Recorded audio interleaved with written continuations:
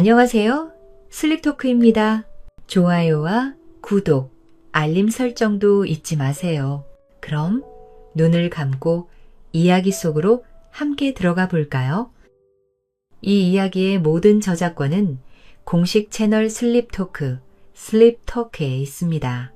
다른 채널에서 게시된 내용은 모두 비공식이며 허위입니다.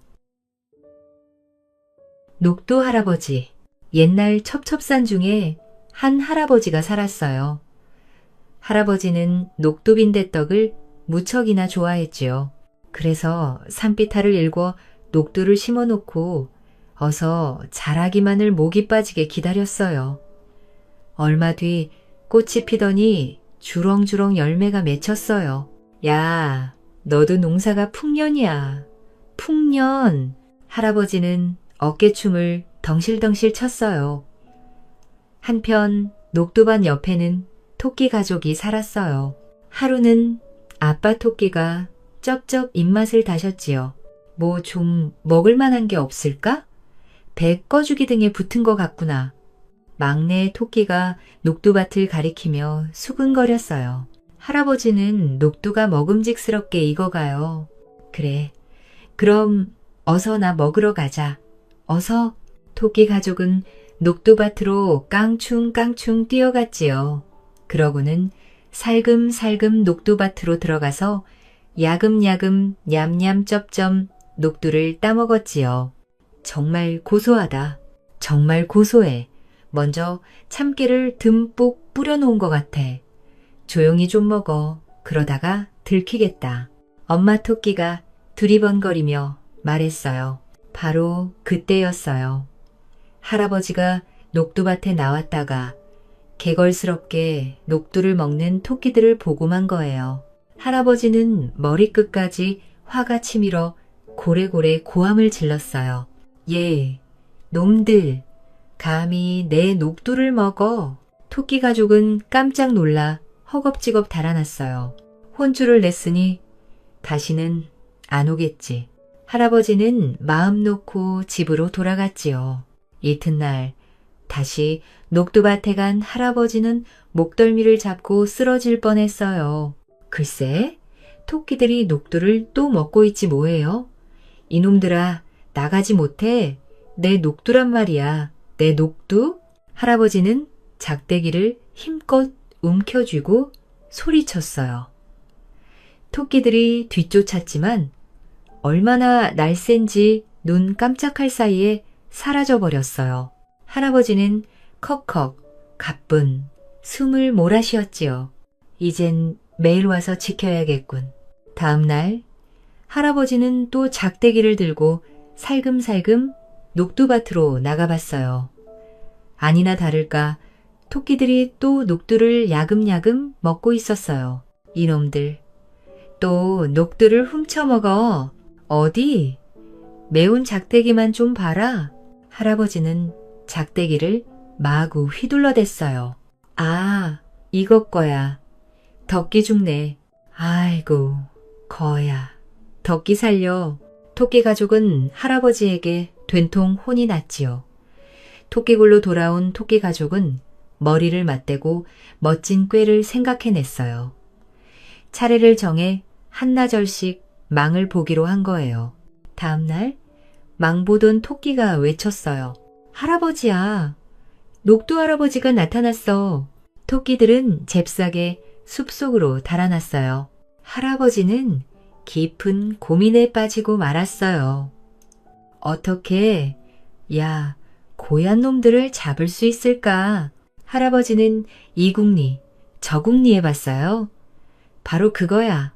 다음 날 할아버지는 녹두밭 한가운데에 벌러덩 누워 죽은 채를 했어요. 눈에는 알밤을 얹고 코에는 대추를 끼고 귀에는 호두를 받고 입에는 곶감을 물었지요. 그것도 모자라. 배꼽에는 자두를 놓고 양쪽 손에는 사과까지 들었어요.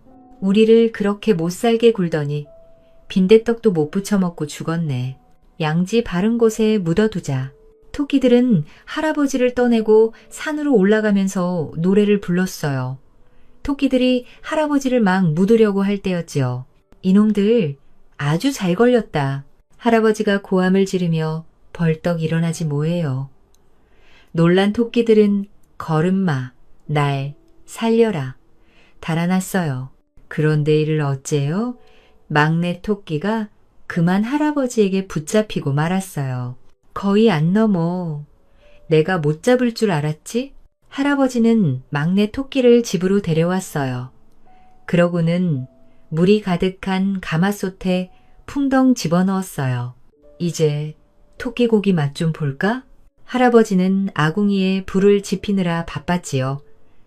그 순간 막내 토끼가 솥에서 폴짝 뛰어나와 젖먹던 힘까지 쏟아 달아나기 시작했어요. 네, 이놈. 계속지 못해?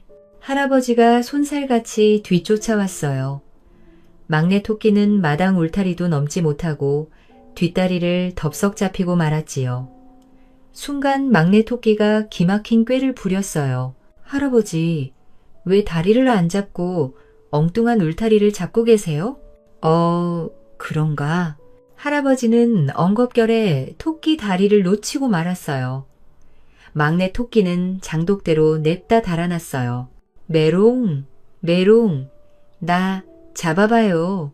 앙리 토끼가 할아버지를 놀려대자 할아버지는 홧김에 솥뚜껑을 집어던졌지요. 하지만 웬걸 토끼가 잽싸게 피하자 간장 똥만 와장창 깨졌지 뭐예요. 어쨌거나 아까운 간장을 이제 빈대떡은 어디 찍어 먹나. 막내 토끼는 계속 놀려대며 지붕 위로 올라갔어요. 화가 머리끝까지 치민 할아버지는 지붕에 불을 질러버렸지요. 막내 토끼는 얼른 뛰어내려 달아났고 초가집만 홀라당 다 타버리고 말았어요. 아이고, 빈대 잡으려고 제가 상관 태운다더니 내가 그 꼬리로군. 나는 망했네. 망했어. 할아버지는 땅바닥을 치며 후회했답니다. 불과 사리, 송도 말년 때의 이야기예요. 나라가 기울어서 뒤숭숭하던 때였지요. 밖에서는 왜 적이 전쟁을 일으키려고 호시탐탐 기회를 엿보고 안에서는 벼슬아치들의 포악이 이만저만이 아니었어요.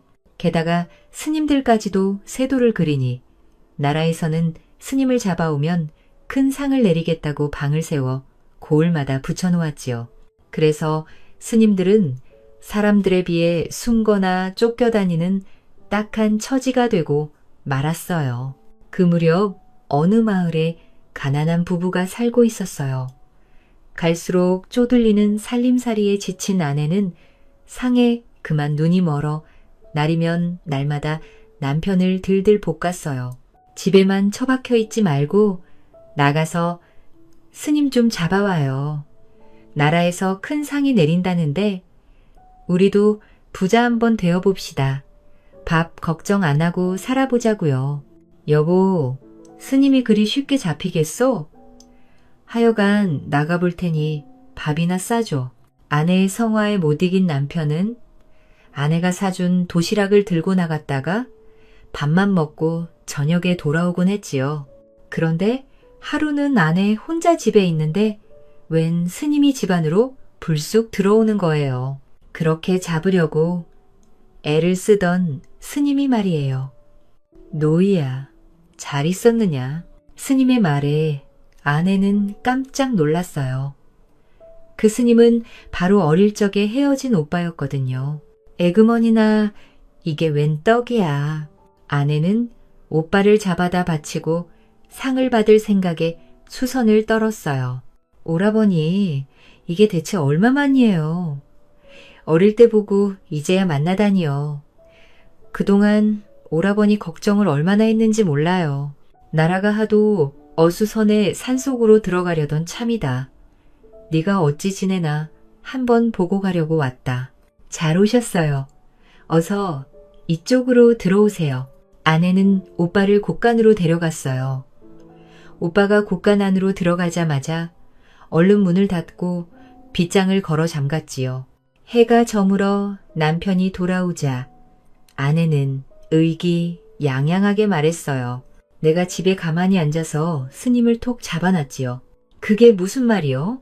겉간에 누가 있나 문틈으로 한번 들여다보세요. 남편은 문틈으로 곶간 안을 들여다보았어요. 그런데 글쎄 처남이 갇혀있지 뭐예요. 남편은 기가 찼어요. 세상에 어찌 되려나. 부모도 자식도 형제도 저버리는 이 세상이구나. 남편이 그런 생각을 하며 한숨을 쉬고 있는데 아내가 신이 나서 말했어요. 여보, 오라버니를 관아에 바치고 상을 받으면 이제 우리도 편히 먹고 살 수 있을 거예요. 내일 일찌감치 관아에 바칩시다. 그러고 나서 아내는 저녁밥을 지어서 곶간에 넣어주었어요. 오빠는 동생이 꿍꿍이를 눈치챘지만 묵묵히 밥을 다 먹고는 밥을 세 알을 남겨서 손에 쥐고 조물조물 뭉쳤지요. 다음 날 남편은 날이 밝자마자 처남을 데리고 나갔어요. 한참을 걸어서 마을을 벗어나자 걸음을 멈추었지요. 형님, 안전한 데로 어서 피하십시오. 내 가족을 바치고 상을 타서 부자가 되고 싶지는 않습니다. 처남은 옷소매에서 무언가를 꺼내 남편 손에 쥐어주었어요. 어제 저녁에 밥을 세 알로 뭉쳐 만든 밥풀 강아지였지요. 밥풀 강아지는 생쥐처럼 네 발이 있고 꼬리도 달려 있었어요. 누이가 상통골 보자고 하거든. 이걸 주게. 나는 이만 가보겠네. 남편은 집으로 돌아왔어요. 아, 이거 근세 확 끓여서 상 타온 것 좀 보여줘봐요. 남편은 처남에게 받은 물건을 아내에게 떡 내밀었어요. 남편이 손바닥에 펼치자 앞에 강아지가 눈을 말똥말똥 뜨고 쳐다보고 있었어요. 밥풀 강아지는 손바닥에서 뽀르르 기어 내려오더니 방 한 구석에 놓여있던 반지꼬리 속으로 쑥 들어갔어요. 그러더니 바늘을 톡톡 끊어 먹지 뭐예요. 부부는 놀라서 눈이 휘둥그레졌어요. 저것 좀 보게. 강아지가 바늘을 먹네. 밥풀 강아지는 다닐 뿐만 아니라 이번엔 가위도 잘라 먹었지요. 밥풀 강아지는 반지꼬리 안에 있는 쇠붙이를 다 먹고 나자 기어 나오더니 이번엔 문고리를 떼어 먹었어요. 그리고는 부엌으로 가서 쑤쩌며 칼이며 쏘티며 새로 만든 건 모조리 먹어치웠지요. 그런데 새를 먹을수록 밥풀 강아지 몸이 점점 커지는 거예요. 쇠를 먹는 강아지예요. 어제 앞에 강아지는 헛간에 있는 쇠붙이들도 마구 먹어댔어요. 낫도 먹고 호미도 먹고 괜히 새스랑 쇠란새는 다 집어삼켰지요. 밥풀 강아지는 어느덧 소만큼 커졌어요. 집안에 더 이상 쇠가 남아있지 않자 밥풀 강아지는 이웃집으로 건너갔어요. 그러자 온 동네가 발칵 뒤집혔어요. 어디서 저런 괴상한 짐승이 온 게요? 에그, 살림살이가 다 없어지겠네. 이제 밥을 어디 지어 먹지? 똥기구까지 저리 먹어 치우니.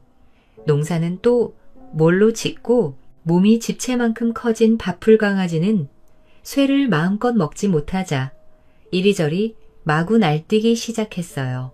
그러다가 더 이상 먹을 것이 없자 말이 떠나 송도로 갔어요. 가는 길 곳곳마다 난리가 났지요. 쇠를 먹는 괴물이 나타났다. 날아 잡아먹는 괴수다. 송도 사람들은 밥풀 강아지를 보자마자 벌벌 떨었어요. 갈등이나 소문을 미리 듣고는 잔뜩 겁을 먹고 있었거든요. 밥풀 강아지는 마침내 전쟁에 쓰려고 모아둔 쇠붙이까지 먹어치우기 시작했지요.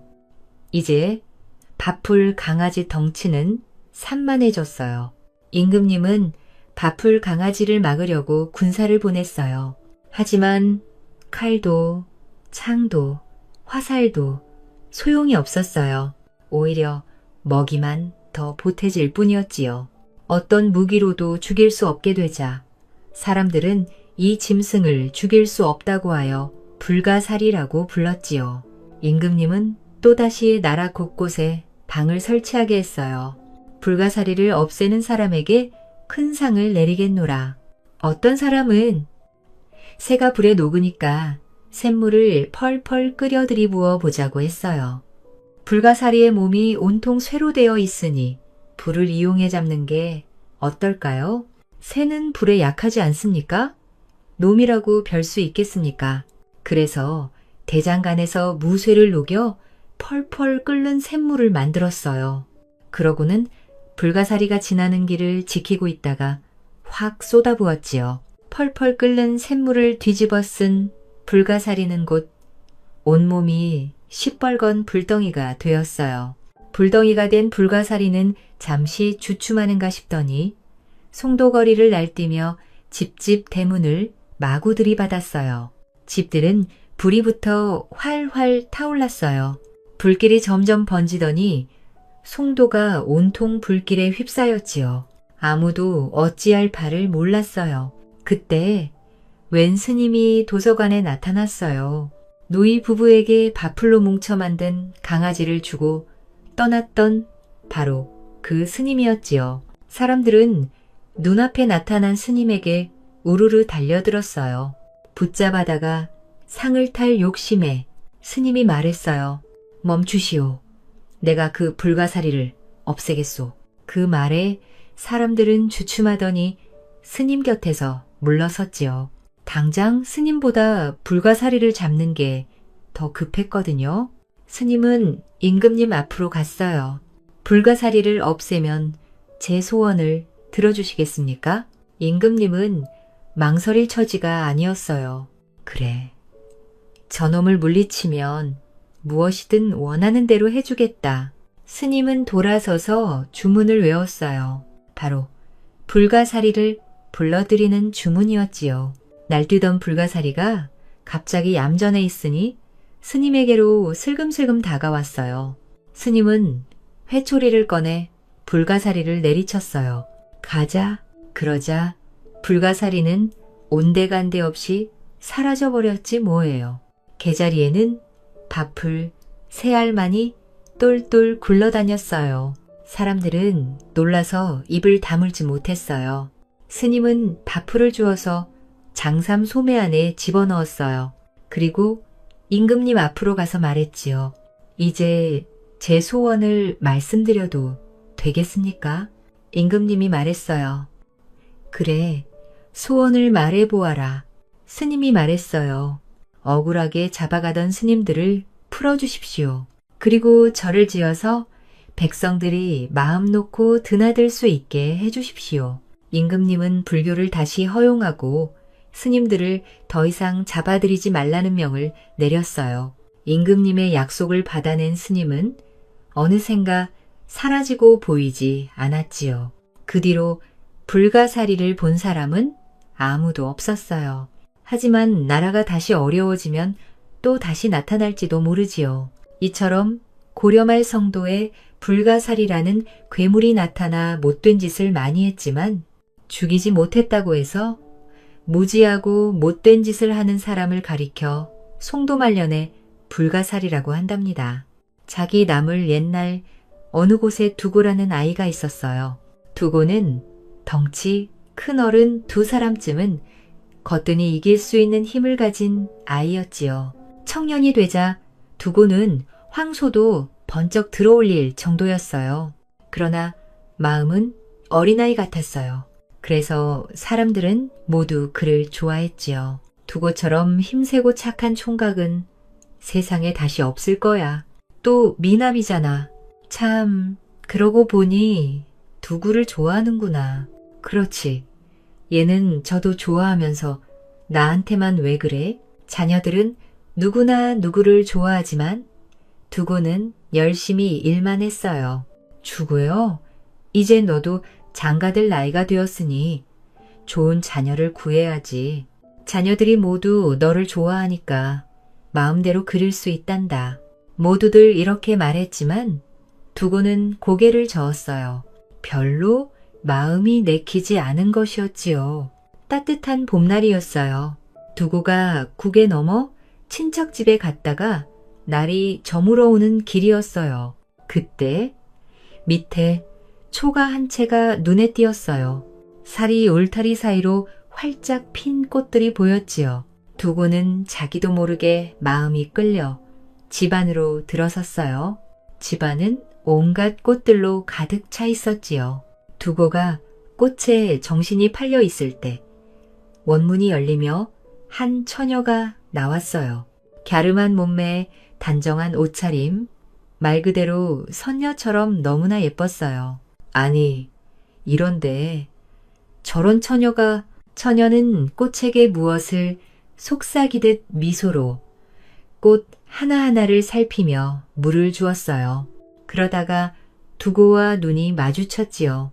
처녀는 잘못을 들킨 사람처럼 얼굴이 빨개지면서 급히 방으로 들어가 버렸어요. 두고는 처녀의 뒷모습을 멍하니 바라보다가 밤길을 더듬어 집으로 돌아왔어요. 그날 밤 두고는 잠을 이루지 못했지요. 처녀의 아리따운 모습이 눈앞에 아른거려 뜬 눈으로 밤을 새웠어요. 날이 밝아들었지만 일이 손에 잡히지 않았어요. 늙어 무엇을 홀린 것일까? 밝은 날이 찾아가서 다시 봐야지. 두고는 참다 못해 처네 집으로 찾아갔어요. 꽃들로 가득 찬 집안, 빈집처럼 조용했지요. 계십니까? 방문이 소리 없이 열리며 어제 봤던 그 처녀가 얼굴을 내밀었어요. 어제는 신뢰가 많았습니다. 꽃이 하도 예뻐서 그만 사과의 뜻으로 이 꽃을 두고는 고개를 넘으면서 꺾어온 꽃을 내밀었어요. 처녀는 고개를 숙인 채 꽃을 받았지요. 두고는 기뻤어요. 저는 고개 너머에 사는 두고라고 합니다. 처녀의 이름을 알고 싶습니다만 소녀는 대답했어요. 제 성은 소입니다. 그럼 다른 식구들은 없으니까. 아버지는 돌아가시고 홀어머니를 모시고 있사옵니다. 그때 접촉한 집에 누가 오는지 어디에서 오신 손님이냐고 처녀의 어머니가 나왔어요. 두군이는 정중히 인사를 드리고 자기소개를 했지요. 두군은 집으로 돌아왔지만 그날 밤도 잠을 못 이루었어요. 들로 나갔지만 눈밭에 곡식과 산의 나무들이 모두 처녀의 모습으로만 보여 도저히 일을 할 수가 없었어요. 또 들꽃을 꺾어들고 그것을 남아 처녀를 찾아갔어요. 그 뒤로는 하루도 소시 처녀를 못 보면 아무 일도 할 수 없었지요. 나는 그대를 사랑하오. 나의 아내가 되어줘. 두고는 마침내 소시 처녀에게 청혼을 했지요. 처녀는 입가에 미소만 띌 뿐 대답이 없었어요. 그럴수록 두고의 가슴이 탔지요. 어느덧 여름이 다가왔어요. 여느 때와 마찬가지로 두고는 들꽃을 꺾어들고 소시 처녀를 찾아왔어요. 꽃을 받은 소시 처녀는 눈을 감고 꽃향기를 맡으며 어느 때보다 기뻐했지요. 그때 방에서 처녀 어머니의 소리가 들렸어요. 얘야, 손님이 왔으면 방으로 모셔야지. 집은 작은 초가집이지만 방 안은 매우 깔끔하게 정돈되어 있었어요. 처녀는 두고가 준 꽃을 청자 화병에 꽂고 실상을 내왔어요. 차린 것은 없사오나 저의 정성이니 받아주십시오. 처녀가 직접 술잔을 권했습니다. 두고는 한 손으로 술잔을 받으며 한 손으로는 처녀의 손을 잡았어요. 부디 나의 아내가 되어주시오. 처녀는 얼굴만 빨개지더니 이윽고 고개를 끄덕였어요. 두고의 기쁨은 말할 수 없었어요. 소시 처녀를 아내로 맞이한 두고는 더욱 열심히 일을 했고 소시도 두고를 극진히 받들어 행복한 나날을 보냈지요. 살림살이도 늘어나 큰 부자가 되었어요. 그러던 어느 날 시장에 간 두고가 밤이 되어도 돌아오지 않았어요. 웬일일까? 언제나 일찍 돌아오셨는데 소씨는 뜬 눈으로 밤을 새웠지요. 두고는 한낮이 되어서야 몹시 지쳐 돌아왔지요. 주군은 시장에서 어떤 과부의 꾀에 빠졌던 것입니다. 착각만 한 두고는 재산을 탐내어 계획적으로 자기를 깨는 것도 모르고 과부에게 정신이 팔려 일도 안 하고 집을 나가며 며칠씩 과부와 만나서 놀기 일쑤였어요. 여보, 우리가 처음 만났을 때를 생각해봐요. 그동안 우리는 참으로 행복했잖아요. 소신이 두고의 옷자락을 붙잡고 애원했지만 소용이 없었어요. 두고는 집에 들어오지 않는 날이 점점 잦아졌지요. 재산도 과부에게로 빼돌렸어요. 소신은 그러한 남편의 마음을 돌리기 위해 절간으로 들어가 부처님께 빌었어요. 부처님께 정성을 올린 지 100일이 되던 날 꿈에 산신령이 나타났어요. 고개 위에 비어있는 이 꽃을 꺾어다 방에 꽂아 두도록 하여라. 그 꽃은 두고가 처음 소시 처녀에게 꺾어다 주었던 꽃이었어요. 날이 밝자 소시는 고개로 가서 그 꽃을 한아름 꺾어 청자 화병에 꽂아방에 갖다 놓았지요. 그날 밤 모처럼 집으로 돌아온 두고는 청자 화병의 꽃을 보고 지난날의 기억을 떠올렸어요. 두고는 꿈에서 깨어난 듯 멍한 표정으로 서 있다가 소시 앞에 무릎을 꿇었어요. 부인, 내가 그동안 무엇에 홀렸던 모양이여. 잘못됐어. 용서해줘. 여보, 당신만 돌아오면 돼요. 잘잘못은 말하지 말아요. 소시는 두고의 가슴에 안겨 한없이 울었어요. 이들 부부는 전보다 더 행복하게 살았습니다. 그래서 사람들은 이 꽃을 자기나무 또는 화분수라고 부르게 되었지요. 모조리 사오너라. 조선시대에 자식들 교육을 엄격히 시키는 홀어머니가 있었어요. 아들들이 어렸을 때 일이었지요. 집이 매우 가난하여 아침 저녁으로 남의 죽을 먹을 때가 많았고 그것으로도 끼니를 제대로 잊지 못해 가끔은 굶기도 했습니다. 어느 날 아침 어머니가 아침 일찍 하녀를 그리더니 시장을 봐오라고 일렀어요. 오늘 손님이 오시기로 되어 있으니 가서 생선 몇 마리만 사오너라. 내일 마님, 형제들은 어머니의 말을 듣고 은근히 군침을 삼켰어요. 오늘은 쌀밥에 생선까지 먹게 되나 봐. 어머니가 저러시는 걸 보니 귀한 손님이 오시려나 봐. 얼마 후 시장에 갔던 하녀가 돌아왔는데 밖이 다시 웅성거렸어요. 생선이 물이 좋더냐? 별로 좋지는 않지만 많이는 얻어왔습니다. 어디 좀 보자. 생선을 펼쳐보던 어머니가 쯧쯧 혀를 쳤어요. 아니, 이건 사기지 않느냐? 그래, 이걸 먹으려고 사왔단 말이냐? 많이 주기에 상한 줄도 모르고 그냥 받아왔습니다. 어머니는 마음이 언짢았지만 아들들이 듣고 있을 것 같아 언짢은 내색을 보이지 않았어요. 가난한 살림은 어쩔 수 없었지만 자식들만 훌륭하게 키우고 싶은 어머니의 마음이었기 때문이에요.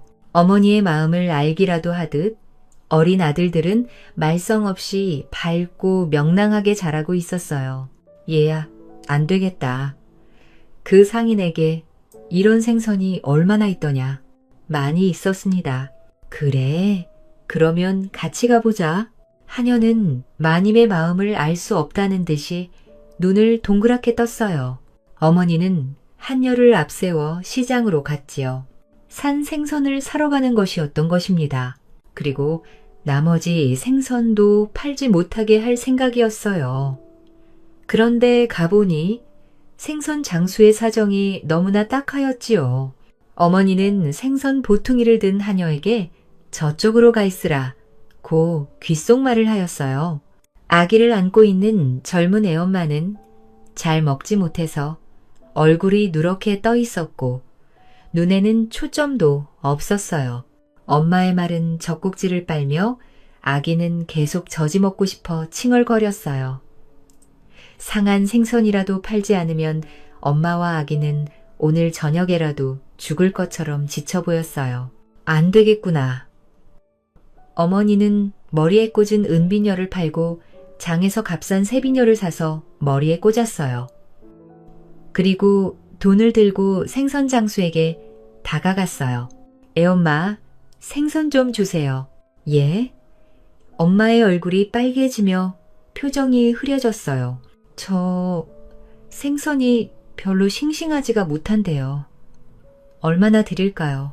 엄마도 사람이 먹기에는 생선이 이미 너무나 상했다는 것을 알고 있었어요. 사람이 먹을 거 아니니 염려 말고 팔아요. 남은 것을 다 주세요. 아우, 애엄마의 눈이 커졌어요. 이 많은 생선을 뭐 하시게요? 어머니가 빙그레 웃으며 말했어요. 다 쓸 데가 있어요. 그러니 걱정 말고 팔아요. 그때 하녀가 달려와 어머니의 옷깃을 끌어당겼어요. 마님, 어머니는 생선 보퉁이를 넘겨받고 나서 애엄마에게 말했어요. 아이가 참 똑똑해 보이네요. 지금은 고생해도 나중에는 잘 살겠어요. 젊을 때 고생은 돈 주고 산다고도 하지 않아요. 그러니 힘내세요. 고맙습니다. 마님. 애엄마의 눈에 눈물방울이 맺혔어요. 집에 돌아온 어머니는 아들들을 불렀어요. 뒷마당에 구덩이를 하나 깊이 파도록 해라. 뭘 하시려고요? 어머니가 빙그레 웃으며 말했어요. 먹지 못할 생선으로 무얼 하겠느냐. 땅에 묻는 수밖에. 그럼 왜 사오셨어요? 저희 집도 넉넉한 형편이 아닌데요. 이마에 송글송글 맺힌 땀방울을 씻어내리며 어머니가 아들들에게 말했어요. 처음에는 바꾸려고 갔단다. 그런데 생선 장수의 형편이 너무 딱했어. 그 생선이라도 팔지 않으면 아기와 당장 저녁도 먹을 형편이 못돼 보였어. 그래서 생선을 몽땅 다 사온 거야. 행여 다른 사람이 사다가 잘못 먹기라도 한다면 큰일 아니냐. 우리야 다행히 미리 알았으니까 괜찮았지만 말이야. 가난한 살림 형편에도 다른 사람을 생각해서 또 딱한 생선 장수의 입장을 생각해서 은비녀를 판 어머니 앞에서 아들들은 머리를 깊이 숙였어요. 이런 훌륭한 어머니, 기대에 어긋나지 않는 바른 사람이 되어야지. 모두들 하나같이 마음을 가다듬었지요.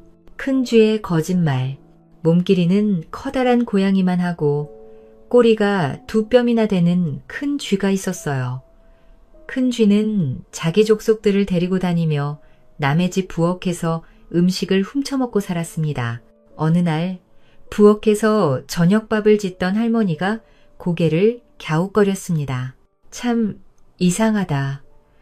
오늘 저녁에 먹으려고 아껴둔 고등어 한 토막이 어디로 갔지? 할머니는 찬장을 열었다 닫았다 하며 중얼거렸어요. 그놈의 고양이가 물어간 게야. 저녁을 먹고 난 할머니는 남은 음식들을 뚜껑으로 꼭꼭 덮어서 찬장에 넣어두었어요. 다음 날이었습니다. 아침밥을 지으려고 쌀독을 열어본 할머니가 깜짝 놀랐어요.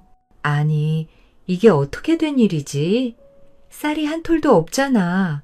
어제 분명히 한 바가지 정도 남아있었는데 할머니는 그만 울상이 되고 말았어요. 찬장을 열어보았지요. 어젯밤에 뚜껑으로 꼭꼭 덮어둔 음식들도 감쪽같이 없어졌습니다. 아구머니, 세상에. 할머니는 기가 막혀 혀를 내둘렀어요. 그러고 보니 선반에 올려둔 감자며 고구마도 보이지 않았습니다. 뒷곁으로 가보았습니다. 항아리 속에 숨겨둔 콩이며 팥까지도 몽땅 없어졌어요. 저 조항신님이 노하신 게야. 할머니는 사발에 물을 담아 붓두막 위에 올려놓았습니다. 그리고는 그 앞에 허리를 구부리고 서서 간절히 빌었어요. 조항신님, 조항신님, 늙은이가 잘못한 게 있다면 부디 용서하십시오. 할머니는 하루 종일 붓두막 앞에서 빌고 또 빌었어요. 밤이 되자 지친 할머니는 그만 부엌 바닥에 쓰러져 잠이 들고 말았습니다. 부스럭 부스럭 쪼르르 쪼르르 한 무리의 쥐떼들이 부엌 문틈을 넘어 들어왔어요. 쥐들은 부엌 이곳저곳을 돌아다니며 먹을 것을 찾느라 정신이 없었습니다. 이게 뭐야? 오늘은 먹을 것이 하나도 없네. 쳇, 뭐라도 있을 거야. 쥐들이 찍찍거리며 천장이고 부뚜막이고 정신없이 돌아다닐 때였어요. 네 이놈들, 그만두지 못하겠느냐. 갑자기 호령하는 소리에 쥐들은 멈칫하고 놀랐습니다. 누구냐? 찬장을 뒤지던 큰 쥐가 돌아보며 물었습니다. 부엌문 앞에 수염이 허연 할아버지가 서 있었어요. 나는 이 집 부엌을 지키는 조왕신이다. 조왕신? 큰 쥐가 새까만 눈을 두리두리 굴리며 물었어요. 그렇다. 너희들이 매일 밤 이 부엌에 와서 먹을 걸 훔쳐가는 것을 다 보았다. 너희들은 부엌에 쓰러져 잠이 든 저 할머니가 가엾지도 않느냐. 그렇게 남김없이 곡식이며 음식들을 싹 쓸어가면 저 할머니는 무엇을 먹고 살란 말이냐. 그러자 큰 쥐가 시치미를 뚝 떼며 말하는 것이었습니다. 아니, 그게 무슨 말이요? 우리가 뭘 어떻게 했다고 그러시오? 이놈, 너희들이 매일 밤 먹을 걸 훔쳐가는 것을 보았는데도 시침 뚝 뗄 작정이냐? 내 놈의 무리들을 모조리 잡아 죽이기 전에 어서 바른 대로 말해라. 그러자 큰 쥐가 움찔하며 조그만 목소리로 대답했습니다. 사실은 그런 게 아니라 우리는 아무 죄도 없습니다. 다만 뒤에서 자꾸 시키니까. 도대체 누가 너희들더러 음식을 훔쳐오라고 시키더란 말이냐? 큰 쥐는 어물어물하다가는 곤욕을 치르겠다는 생각에 급한 김에 아무 이름이나 주어 섬겼습니다. 저기 복숭아꽃하고 버들가지가. 그래? 그들이 어떻게 하라고 하더냐? 저거 훔쳐오는 걸 본 복숭아꽃은 좋아서 웃음을 보냈고 버드나무는 춤을 췄습니다. 그러자 조왕씨는 당장 그들을 불러들였어요. 너희들이 쥐들에게 음식을 훔쳐오라고 시켰더냐? 저희들은 결코 그런 적이 없습니다. 복숭아꽃이 말했어요. 큰 쥐가 음식 훔쳐오는 것을 보고 너희들이 좋아서 춤을 추고 노래를 불렀다는데. 그러자 버드나무가 말했습니다. 조왕씨님, 보시다시피 버드나무에 버들거지는 몸이 가늘답니다. 바람이 조금만 불어도 춤을 추듯 낭창낭창 휘어지지요. 아마 저 큰 쥐는 제 몸이 바람에 흔들리는 것을 보고 제멋대로 생각했나 봅니다. I'm Zero. 그럼 복숭아꽃, 너는 큰 쥐가 음식을 훔쳐올 때 왜 웃음을 보냈느냐? 조왕씨님, 원래의 복숭아꽃은 발그레한 볼에다가 늘 웃는 얼굴을 하고 있습니다. 큰 쥐와는 아무 상관이 없습니다. 그리고 저희들은 곡식을 먹고 살지 않습니다. 햇빛과 물을 먹고 살지요. 듣고 보니 너희 말이 옳구나. 그러나 아주 건주에게 음식을 훔쳐오라고 시킨 놈이 누군지 확실히 밝혀내기 전에는 너희들은 내보낼 수 없다. 그때까지 옥에 가둬두겠다. 조왕씨는 매서운 눈으로 큰 쥐를 노려보며 말했습니다. 참으로 허무맹랑한 놈이로구나. 자, 어서 바른 대로 해라. 너에게 음식을 훔쳐오라고 시킨 놈이 누구냐? 큰 쥐가 머뭇머뭇하자 조왕신이 소리를 바로 질렀습니다. 어서 말하지 못하겠느냐. 그러지 않으면 당장 저 아궁이 속에 다 던져버리겠다. 말씀드리겠습니다요. 사실은 달팽이와 개미입니다. 달팽이와 개미, 즐거운 음식을 너를 듯 담벼 밑을 파는데 흙이 팍팍해서 잘 파지지 않습니다. 그런데 달팽이가 침을 흘려서 그걸 흠뻑 적셔주셔 쉽게 팔 수가 있었습니다. 그리고 반원흙 속에 빠져 버둥거릴 때 개미떼가 나타나 순식간에 흙을 날라다 주었습니다요. 그러자 조왕씨는 당장 달팽이와 개미를 잡아들여 물었어요. 달팽이는 들거라. 저 도둑놈 큰지가 담벼 밑을 팔 때 네가 팍팍한 흙에 침을요 도와주었다면서? 아이고 아니올시다. 원래 저는 침을 많이 흘리는 족속인지라 항상 몸이 이렇게 축축합니다. 달팽이가 몸을 쓱 내밀며 고개를 저었습니다. 그러면 개미, 듣거라. 반원흙 속에서 저 큰지가 빠져 버둥거릴 때 너희들이 도와주었다지? 한염이다. 저희들은 그런 적이 없습니다. 개미 역시 두 손을 내저으며 아니라고 대답했어요. 제가 깜깜한 밤에 음식을 너르죠. 개똥벌레가 불을 밝혀주었습니다. 그리고 밝은 새벽에 회를 쳐 사람이 오는 것을 알려주었습니다. 그러자 이번엔 개똥벌레와 닭을 잡아들였어요. 이런 식으로 두견이, 앵무새, 꾀꼬리, 나비, 제비, 개구리, 박쥐, 참새 등등 수없이 많은 짐승들이 끌려왔습니다. 그들 중 아무도 큰 죄를 도와주지 않았지만 조왕씨는 일단 모두 옥에 가두었습니다. 일이 이렇게 되자 큰지는 궁리를 하기 시작했어요. 남짓 쓰며 날짐승까지 모두 저렇게 자기 변명을 잘하여 빠져나가니 이번에는 어리석고 미련한 곤충들을 끌어들여야겠다. 그래서 벌, 매미, 범아제비, 하루살이, 잠자리, 파리, 모기를 데려오고 그것도 안 되자 두꺼비, 지렁이, 가재, 개까지 끌어들였습니다. 그러나 그들 역시 큰지하고는 아무 상관이 없다는 것을 알게 된 조왕씨는 화가 머리끝까지 치솟았어요. 조왕씨는 큰지를 세 줄로 결박하여 기둥에 거꾸로 달아매고 큰 가마솥에 기름을 펄펄 끓였습니다. 하늘과 땅 사이에 크고 작고 날고 기고 꿈틀거리는 생명치고 이놈의 입에 오르지 않은 것이 없으나 모두 거짓일 뿐이다. 바른 대로 되지 않으면 너를 저 펄펄 끓는 가마솥에 집어넣어 버리겠다. 그러자 큰지는 얼굴이 새파랗게 질려 눈물을 뚝뚝 흘렸어요. 조왕씨님, 나름대로 말하겠습니다. 제발 한 번만 살려주십시오. 그래, 좋다. 어디 한 번만 더 속아보자. 실은 지금까지 잡아놓은 저놈들 모두 저를 도와준 것들이 옵니다. 저놈들은 모두 한 통 속이라 서로 짜고 오히려 저를 곤경에 빠뜨리려고 그러는 것이지요. 그러니 저놈들도 모두 나쁜 놈들입니다. 그러나 그들 중 아무도 너를 도와준 자가 없다고 하던데 거짓말이고 믿어주십시오. 그들 모두가 한 통속입니다. 그러니 저들을 벌하여 주시옵소서.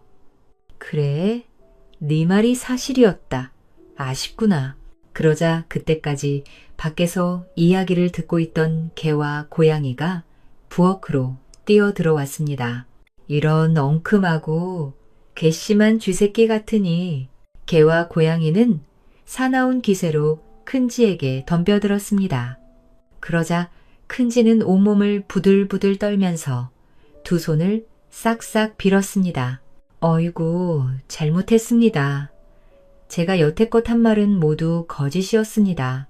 조왕씨는 더욱 화가 나 뜰하게 놓인 대돌을 들어 큰지 이빨을 부숴버리겠다고 으름장을 놓았어요. 큰지는 깜짝 놀라 펄쩍 뛰면서 고래고래 소리를 질렀습니다. 이럴 수는 없습니다. 하늘과 땅을 밟고 사는 모든 것들은 온갖 곡식이며 음식을 먹을 자유가 있습니다. 나도 이 나라 백성인데 어찌하여 곡식을 먹었다는 죄로 벌을 받아야 한다는 겁니까? 조항씨는 어이가 없어 할 말을 잃었어요.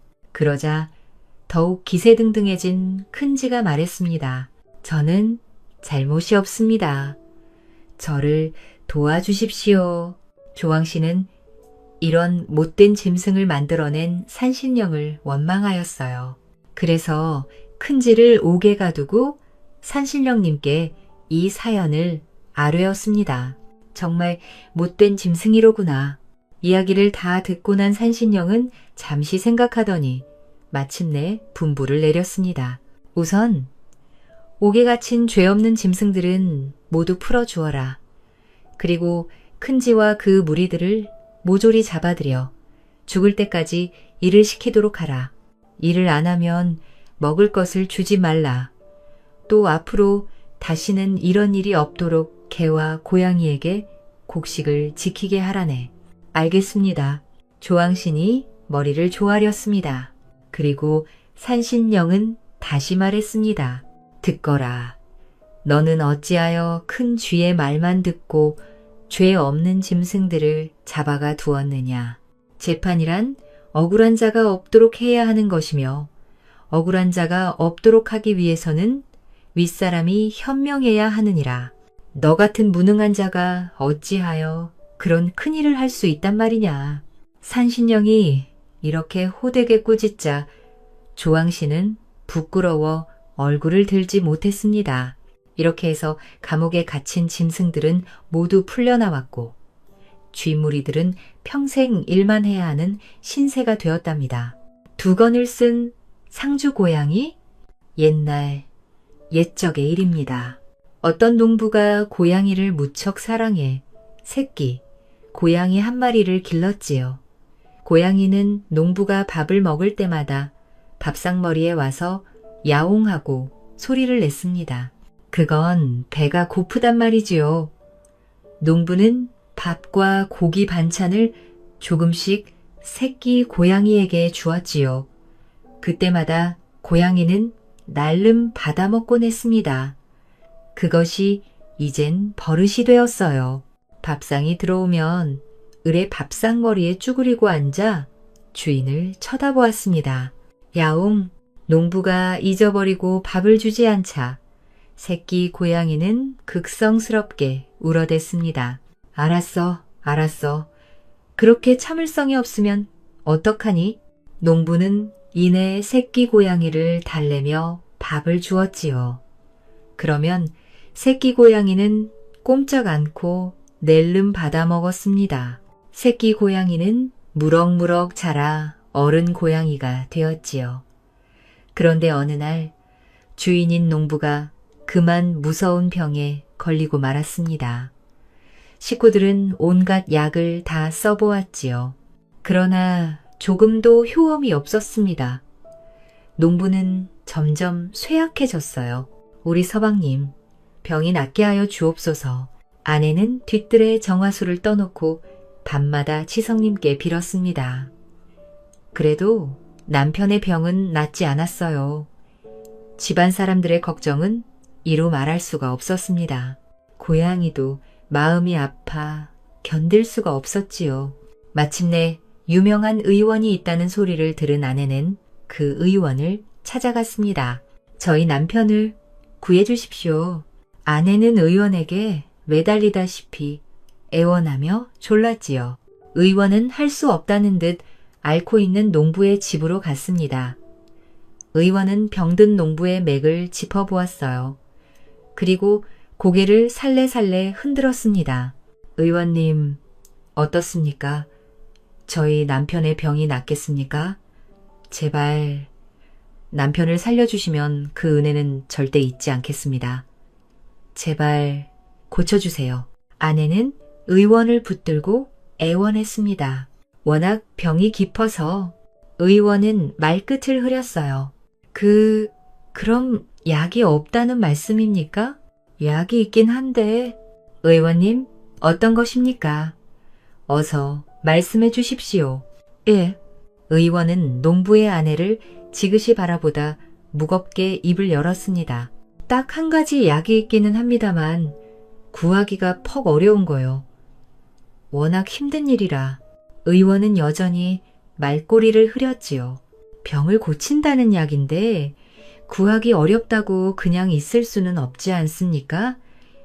어서 말씀해 주십시오.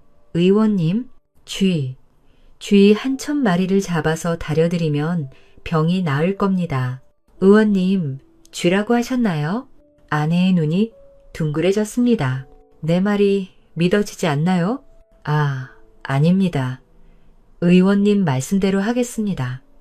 당황한 채 대답한 아내는 의원이 돌아간 뒤 큰 걱정을 하였어요. 이걸 어쩐담.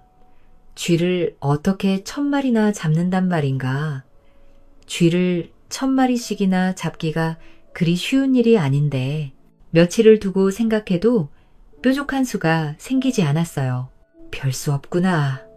남편은 속절없이 병으로 돌아가시겠구나. 아내는 중얼거리며 남편이 죽을 날만 기다릴 수밖에 없다고 생각했습니다.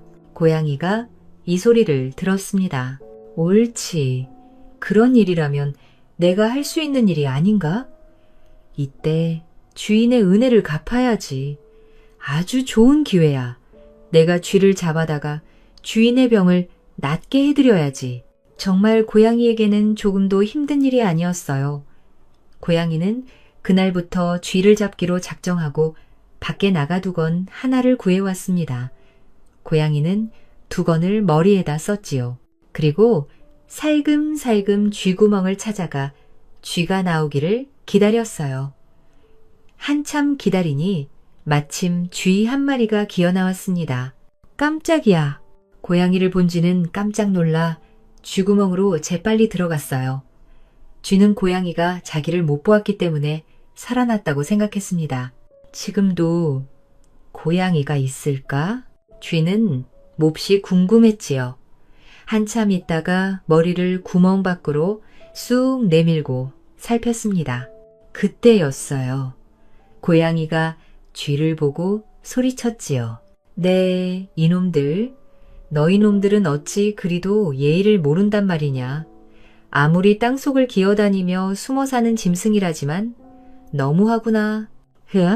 쥐는 발발 떨며 꼼짝을 못했어요. 이젠 꼼짝없이 죽었구나. 도망칠 수도 없으니. 쥐는 더욱 겁에 질려 벌벌 떨기만 했습니다. 내가 며칠 전에 상주가 되어 이렇게 두건을 썼단다.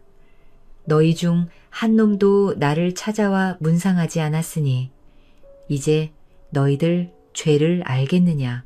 쥐는 대답을 못했습니다. 고양이 앞에 선 쥐라더니 정말 그랬지요. 내 이놈, 당장 들어가서 내 말을 모든 쥐들에게 전해라. 내가 와서 문상하지 않을 때는 모조리 죽여 없앨 테다.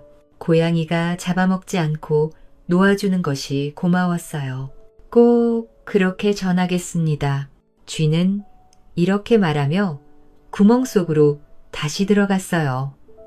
쥐는 많은 쥐를 불러 모으고 고양이의 말을 그대로 전했습니다. 큰일 났네. 모든 쥐들은 벌벌 떨었어요. 문상을 안 간 건 잘못이다. 그러나 지금 문상을 간다 해도 고양이는 우리를 잡아먹을 거야. 쥐들은 이렇게 생각했습니다. 여러분, 조금도 걱정하지 마시오. 우리는 고양이가 상주가 된 것을 몰랐기 때문에 문상을 가지 못했소. 그러니 지금이라도 찾아가 예의를 갖추면 된다고 생각하오. 하지만 그 고약한 고양이가 우리를 그냥 두겠어요? 젊은 쥐 하나가 나서서 늙은 쥐에게 물었습니다. 아무리 고약한 놈이라도 우리가 예를 갖추고 문상하는데 잡아먹게 하겠소? 내가 먼저 고양이에게 갔다 오겠소? 늙은 쥐가 먼저 고양이에게 갔습니다. 고양이는 두건을 쓴 채 구멍 밖에서 기다리고 있었지요. 늙은 쥐는 고양이 앞으로 나가 큰절을 했습니다. 고양이님, 정말 죄송합니다. 늦게나마 위로의 인사를 드리옵니다.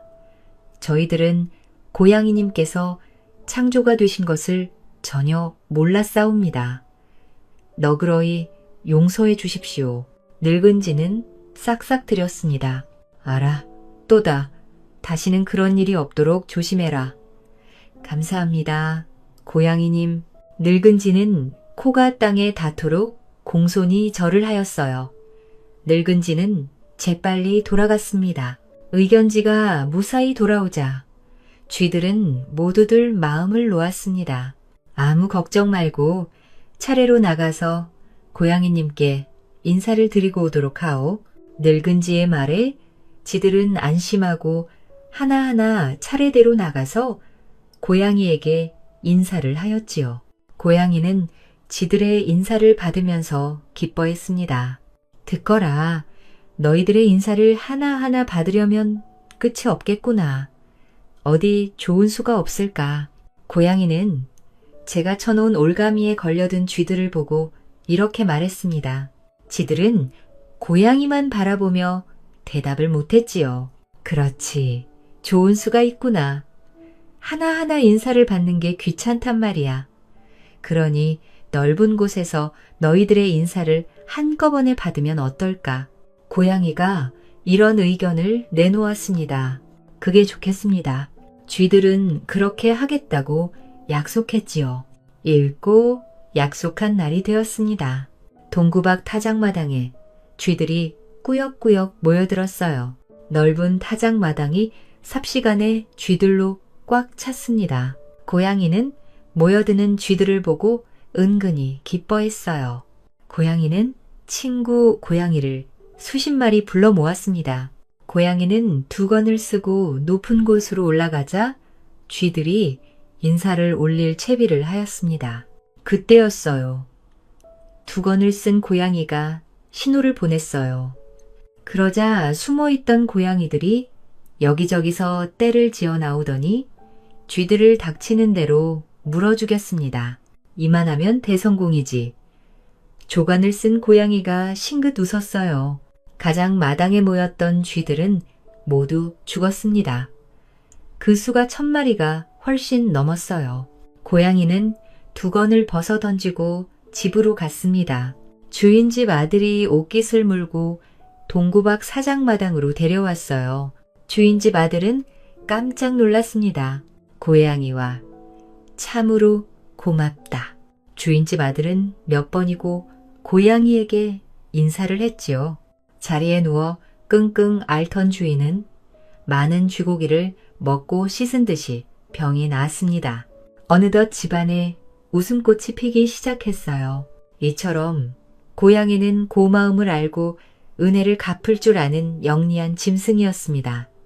지팡이의 길, 아직 날이 밝지도 않은 초겨울 꼭두 새벽이었습니다. 시경함은 벽에 기댄 채 줄고 있었어요. 밤새도록 책을 읽었는지 상해에는 책들이 스스기 쌓여 있었습니다. 시경함은 문득 인기척에 놀라 깨었습니다. 밖에 누구요? 시경함 선생님을 뵈러 왔습니다. 시경함은 방문을 덜컥 열어보았습니다. 조겨울 새벽 바람이 쌩 하고 불어왔어요. 자세히 보니 어둑어둑한 뜰 아래 시커먼 그림자 하나가 우뚝 서 있었습니다. 처음 뵙겠습니다. 정시자가 문안 여쭙니다. 몸이 지팡이처럼 가늘고 긴 젊은이가 시경함을 향해 꾸벅절을 했습니다. 얼굴은 검고 이마에는 붉은 뿔이 뾰족 솟아나 있는 것, 마치 싸우는 소처럼 성난 듯이 보였어요. 게다가 새까만 눈방울은 툭 튀어나와서 몹시 불량스럽게 보였지요. 그러나 말소리와 행동거지는 무척 겸손하고 예의 바랐습니다. 불쑥 찾아뵈어서 죄송합니다. 들어오게. 시경함은 정시자라는 청년을 방 안으로 맞아들였습니다. 정시자는 성큼성큼 걸어 들어와 시경함 앞에 공손히 무릎을 꿇고 앉았습니다. 생김새는 이상했지만 성품은 그다지 나쁜 것 같지 않아 시경함은 마음이 놓였어요. 시경함이 가까이 자리를 권하자 정시자는 좀 더 가까이 다가와 앉았습니다. 이제 자네 이야기를 좀 들어보세. 도대체 자네는 누구인가? 어찌하여 나를 찾아왔는가? 시경함이 물었습니다. 정시자는 라직라직한 목소리로 이야기를 하기 시작했습니다. 옛날에 소의 머리를 한 포위와 뱀의 모양을 한 여와라는 부부가 살고 있었습니다. 그들의 모습이 하도 괴상하고 징그러워 사람들은 그들을 멀리하였습니다. 사람들에게 늘 따돌림만 당하는 부부는 언제나 슬픔에 빠져 있었죠. 어느 날 그들은 사람들의 눈을 피해 깊은 산속으로 들어갔습니다. 외딴 산속이라 외로웠지만 손가락질하는 사람들이 없어 부부는 그럭저럭 지낼만 했어요. 몇 년 후 부인 여와가 아기를 낳았습니다. 그런데 이게 어찌 된 일입니까? 아기는 짐승도 사람도 아닌 길고 뾰족한 나뭇가지였으니 말입니다. 부부는 몹시 놀라 할 말을 잃었습니다. 그들은 나무 귀신이 괴롭히려고 그러는 줄 알고 나뭇가지를 숲속에 갖다 버렸습니다. 그리고 그 길로 멀리 떠나버렸습니다. 어른 나뭇가지는 서리와 우박을 맞으며 세상의 고통을 견뎌야 했습니다. 그러나 견디는 것도 한계가 있는 법이죠. 나뭇가시는 하루하루 말라갔습니다. 나뭇가지는 따뜻한 햇살 한 줌이 그리웠죠. 그러나 세상은 온통 찬바람과 서리뿐이었어요. 나뭇가지는 주위에 몸을 부르르 떨었습니다. 진눈깨비가 날렸습니다. 바람은 점점 더 세차게 불어왔어요. 그렇게 시간이 얼마 지났는지 모릅니다. 흙 속에서 조그만 벌레들이 꼬물꼬물 기어나왔습니다. 어디선가 따뜻한 바람이 불어왔지요. 그렇게 그리워했던 따스한 햇살 한 줌이 나뭇가지를 비추었습니다. 온몸에 따뜻한 기운을 느낀 나뭇가지는 살며시 눈을 떠보았습니다. 얼어붙은 몸에 다시 따스한 피가 돌기 시작했죠. 추운 겨울이 가고 봄이 온 것입니다. 봄비가 한 차례 지나가자 나뭇가지는 촉촉히 물이 올라 이제는 뛰어다녀도 될 것 같았습니다. 그렇게 봄이 가고 여름이 가고 가을이 가고 다시 겨울이 되었습니다. 나뭇가지는 또다시 눈과 비바람 속에서 쥐와 싸워야 했습니다. 그러나 한 차례 겨울을 겪고 난 뒤라 제법 견딜만 해지지요.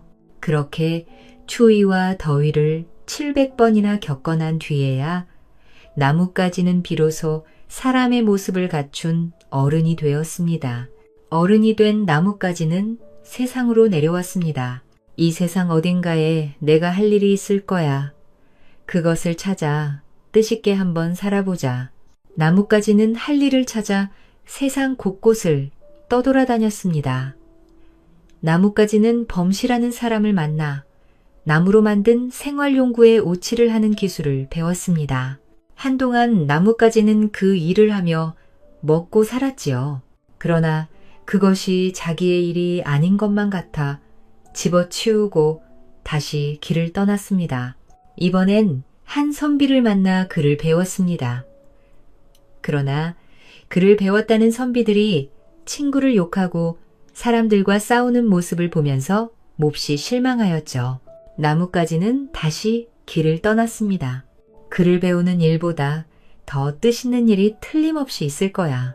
그러다 우연히 정상남이란 사람을 만나게 되었습니다. 정상남은 나뭇가지의 생김새를 요리조리 뜯어보더니 이름을 물었지요. 부끄러운 말씀이오나 저는 아직 이름이 없습니다. 그래, 그럼 내가 자네의 성과 이름을 지어줘야겠구먼. 자네 생김새는 위로는 가로로 이어졌고 아래로는 내리 그어졌으니 한자의 정자와 똑같은 모양이구먼. 그런즉 성은 정이라 하고 이름은 정상남은 한참을 생각하더니 자기 무릎을 탁 치며 말했습니다. 그렇지, 이름을 시자라고 하면은 어떻겠나? 정시자, 정시, 자유. 그게 무슨 뜻입니까? 시자란 한자로 승려란 뜻이지만 사람들을 부축하여 도와주는 사람이란 뜻도 되지. 자네 생김새가 지팡이와 같으니 지팡이처럼 사람들에게 좋은 일을 많이 하라는 뜻이야. 정시자, 정시자.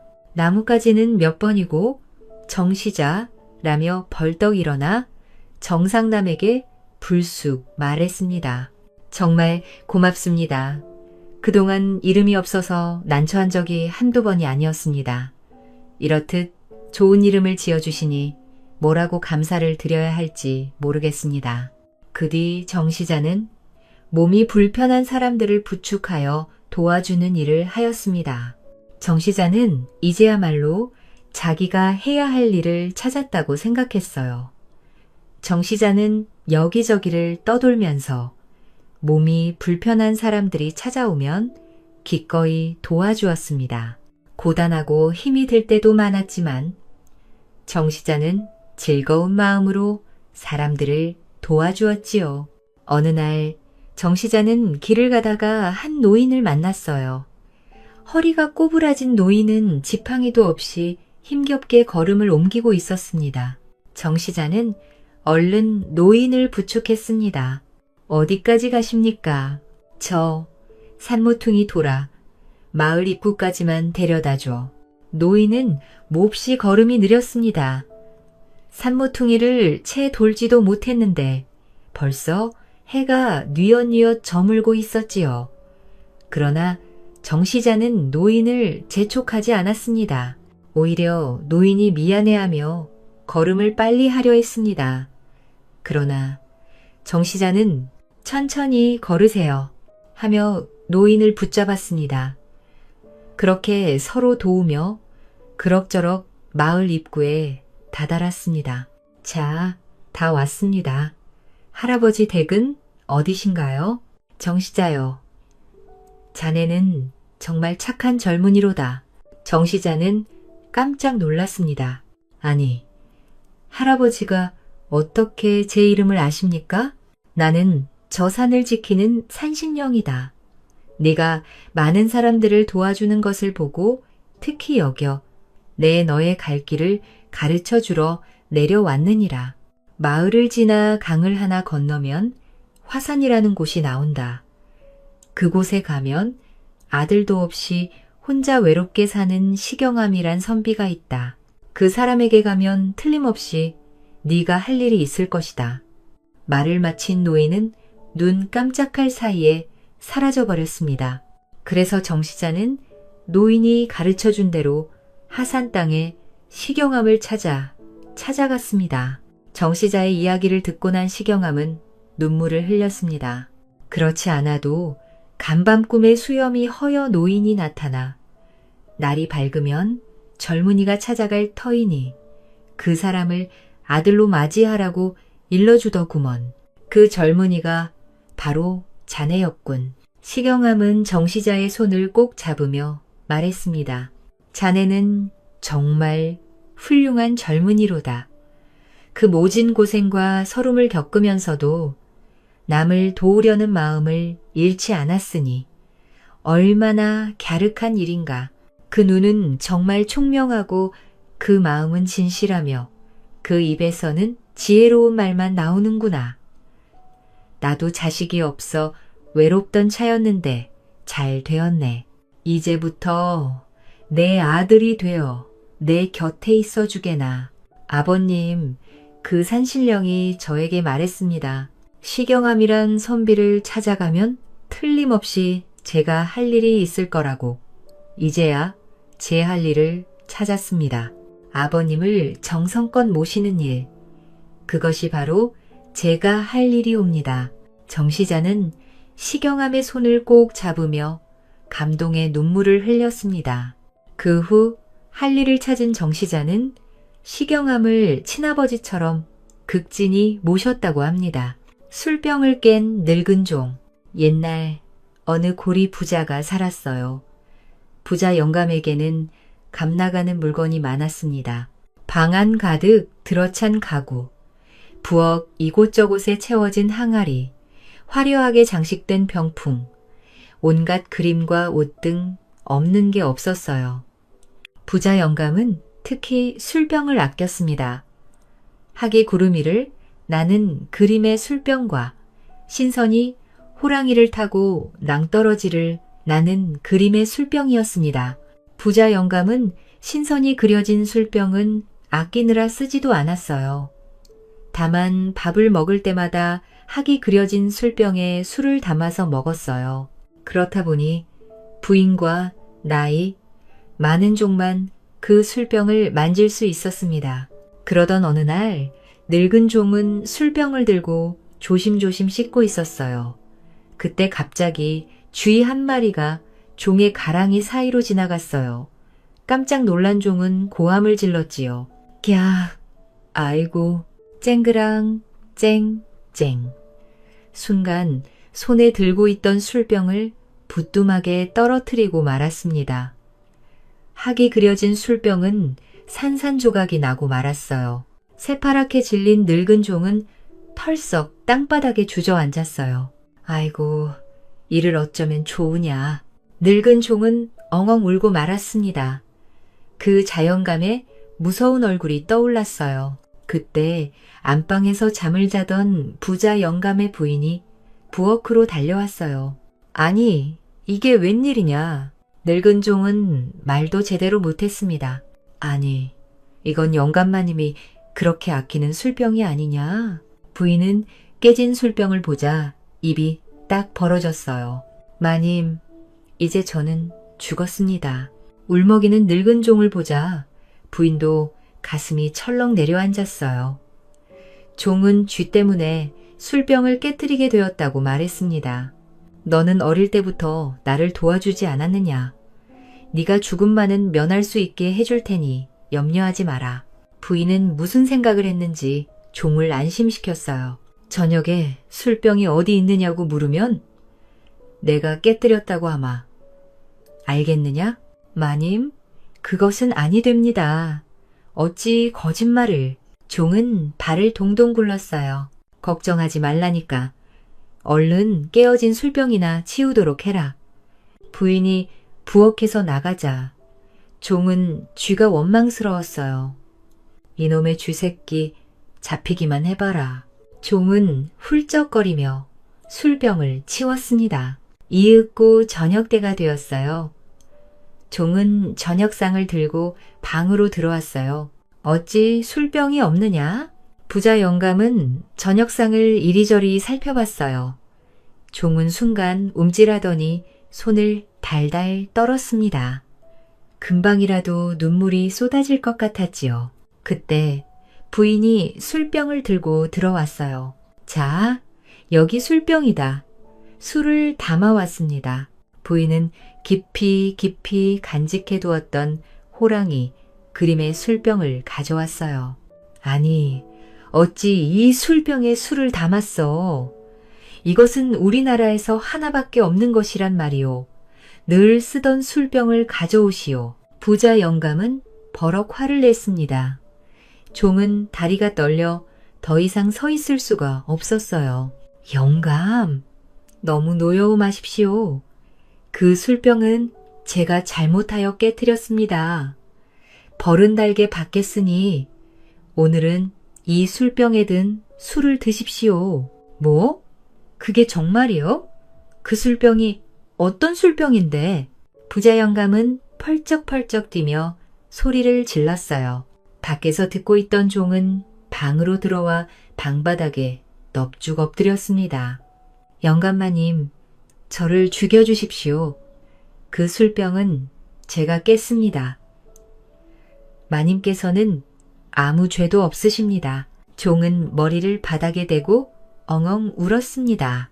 영감마님, 제가 술병을 씻다가 갑자기 쥐가 나타나는 바람에 어찌 감히 그 귀한 술병을 깨다니. 부자 영감은 이맛살을 찌푸리며 벌떡 일어났습니다. 영감마님, 제가 잘못을 했으니 죽여주십시오. 그게 어떤 술병인지 네가 모르고 그랬단 말이냐. 엎드려 있던 종은 갑자기 벌떡 일어났습니다. 그러더니 상 위에 있던 또 다른 술병을 방바닥에 집어던졌어요. 술병은 박살이 나고 말았습니다. 부자 영감과 부인은 깜짝 놀라 입을 다물지 못했어요. 첫 번째 술병은 늙은 종이 실수로 깬 것이었지만 두 번째 술병은 일부러 깬 것이었어요. 부자 영감과 부인은 모두 화가 나고 말았습니다. 네가 어떻게 이럴 수가 있느냐? 난 네가 불쌍하여 감싸주려고 했더니 이게 무슨 짓이냐? 이번에는 부인이 더욱 화가 나서 견딜 수가 없었어요. 여봐라. 당장 인연을 끌어다가 관가에 넘기도록 해라. 그리하여 종은 그날 밤 관가로 끌려왔습니다. 이튿날 사또는 부자, 영감 부부와 종을 불렀어요. 네가 어젯밤에 술병을 깨뜨렸느냐? 예, 사또마님. 일부러 술병을 깨뜨렸습니다. 일부러 깨뜨렸다고? 무엇 때문에 일부러 술병을 깨뜨렸느냐? 사또는 의아한 듯이 물었어요. 사또마님, 저는 첫 번째 술병을 깨뜨렸기 때문에 이미 죽을 목숨이었습니다. 그러니 술병을 한 개 깨든 두 개 깨든 마찬가지 아니겠습니까? 이런 못된 것 같으니라고. 사또가 어이가 없었어요. 더군다나 두 번째 술병은 제가 깨지 않았더라도 다른 사람이 분명히 깨트릴 것입니다. 그럼 그 사람 또한 죽음을 면하지 못할 것이고요. 저는 이제 나이 먹어 아까울 게 없겠지만 또 다른 사람이 목숨을 잃게 된다면 두 사람이 죽는 게 아니겠습니까? 종의 말을 듣고 난 사또는 무릎을 탁 쳤습니다. 네, 말이 맞다. 여봐라. 갸륵한 마음을 가진 종을 죽이는 것보다 며칠 오게가 두는 것이 좋을 것 같구나. 알겠느냐? 네. 부자 영감은 술병이 아까웠지만 더 이상 할 말이 없었어요. 이리하여 종은 옥에 갇히고 부자 영감은 터벅터벅 집으로 돌아왔습니다. 그리고 자신의 잘못을 뉘우쳤어요. 며칠 후 집으로 돌아온 늙은 종은 더욱 열심히 부자 영감 부부를 섬기며 잘 살았다고 합니다. 친구가 그려준 그림. 먼 옛날 사이좋은 두 친구가 살았습니다. 두 친구는 나중에 서로 도우며 살기로 약속했어요. 세월이 흘러 두 친구는 장가도 가고 자식도 낳았습니다. 그러다 보니 서로 이사를 가서 따로 떨어져 살게 되었어요. 한 친구는 무척 가난하게 살았고 다른 한 친구는 부자로 잘 살았어요. 어느 날 가난한 친구가 부인에게 말했습니다. 내가 어렸을 때부터 서로 도우며 살기로 약속한 증거가 있어요. 그 친구를 찾아가서 도와달라고 해야겠소. 부인은 머리를 잘라 판돈으로 노자를 만들어 주었어요. 가난한 친구는 며칠을 걸어 부자 친구의 집에 도착했습니다. 부자 친구는 고래등 같은 기와집에서 하인도 여러 건일며 살고 있었어요. 이보게, 이게 누군가, 어서 오게. 부자 친구는 옛 친구가 왔다며 반가워했습니다. 자네가 잘 사는 것을 보니 나도 기분이 좋네. 그런데 나는 운이 없어서 그런지 먹고 살 양식도 없는 형편이라네. 가난한 친구는 오랜만에 만난 친구에게 신세 타령을 했습니다. 그러면 진작오지. 왜 이제야 왔는가? 아무 걱정 말고 여기서 며칠 묵어가게. 부자 친구는 친구를 극진히 대접했습니다. 며칠 동안 대접을 잘 받은 친구는 집으로 돌아가고 싶었어요. 이제 그만 가봐야겠네. 쌀을 좀 사게. 돈 몇 푼만 꿔주게. 가난한 친구는 머뭇거리며 돈 얘기를 꺼냈어요.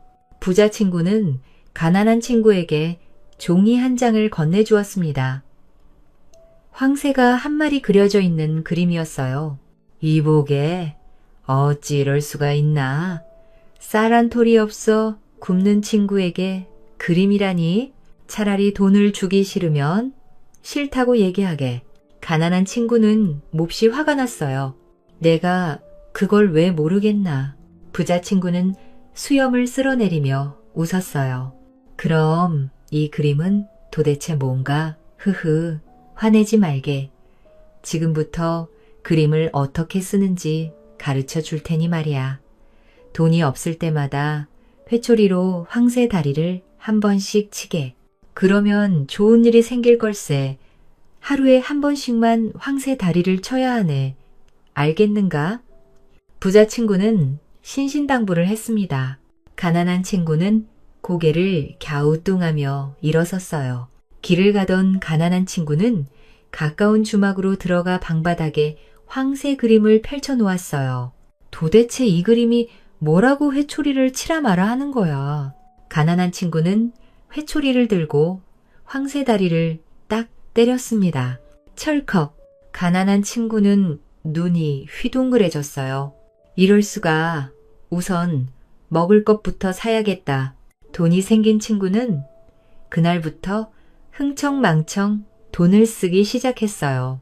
돈이 떨어지면 그림을 펴놓고 황새 다리를 딱 때렸습니다. 하루에 한 번 때려서야 언제 돈을 실컷 써보나. 차라리 한꺼번에 때려서 돈이 나오면 그걸 가지고 집에 가야겠다. 가난한 친구는 그림을 펴놓고 황새 다리를 3번 딱딱딱 쳤어요. 그럴 때마다 동그라미가 찰칵 찰칵 찰칵 쏟아졌어요. 가난한 친구가 20번쯤 때릴 때였습니다. 갑자기 황새 다리가 뚝 부러졌어요. 순식간에 방바닥에 있던 돈이 모두 사라졌습니다. 가난한 친구는 깜짝 놀라 친구의 집으로 달려갔어요. 이보게, 자네, 이걸 어쩌면 좋은가? 내가 실수로 황새 다리를 분질러 놨네. 가난한 친구는 울상이 되었어요. 그래, 내 그럴 줄 알았네. 부자 친구는 다시 그림 한 장을 주었어요. 항아리가 그려진 그림이었습니다.